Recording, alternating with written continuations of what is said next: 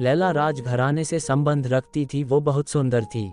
मजनू ने जब पहली बार उसे देखा तो वो उससे प्यार करने लगा। वो उसकी खूबसूरती पर मरता था। एक दिन वो उससे मिलने उसके महल पहुंचा।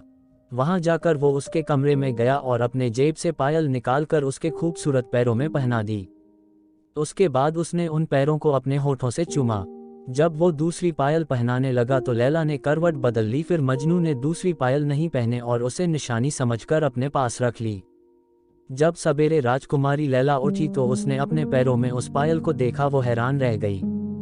अगले दिन मजनू फिर राजमहल गया और सीधे लैला के कमरे में पहुंच गया। वहां जाकर उसने लैला के गालों को छुआ और फिर वो उसके कदमों में आ गया। तब उसने अपने जेब से दूसरी पायल निकालकर उसे पहना दी। जब उसके पैरों को चूमने लगा तो लैला ने करवट बदल ली और मजनू ने देखा कि लैला के पैर में पायल नहीं थी। उसने कहा कि हम तो अपना दिल भी तेरे कदमों में रख गए और तूने उसे ठोकर मार दी। तभी लैला जाग गई और मजनू को पकड़ लिया। फिर उससे उसके बाद में पूछा। उनकी बातचीत कुछ इस प्रकार थी।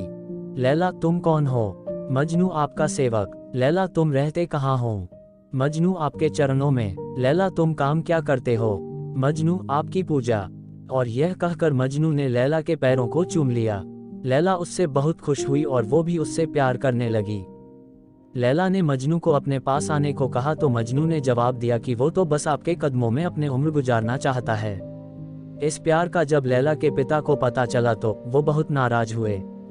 उन्होंने मजनू को बुलवाया और उससे कहा कि यदि वो चाहे तो वो राजमहल की किसी भी सुंदर से सुंदर दासी को ले जा सकता है।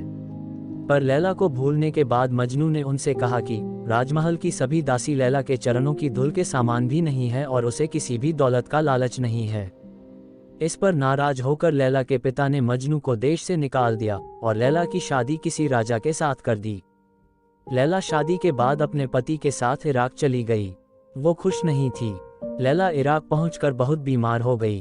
तब वैद्य ने राजकुमार से मजनू को बुलवाने को कहा। तब राजकुमार ने मजनू को बुलवाया।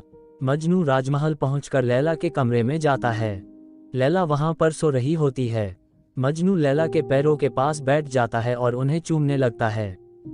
तभी लैला जाग जाती है और उसे उसके कदमों से उठने को कहती है। तब मजनू कहता है कि वो बस अब इन पैरों में ही रहकर इन्हें चूमना चाहता है। तब लैला के बार बार कहने पर मजनू उससे गले मिलता है। तभी वहां पर राजकुमार पहुंच जाता है और वो मजनू को लैला के चरणों में देखकर अचंभे में पड़ जाते हैं और वो उन दोनों को आज़ाद कर देते हैं। जब लैला और मजनू दोनों वहां से चले आते हैं तो रेगिस्तान में उन पर हमला होता है और लैला वहीं पर मर जाती है।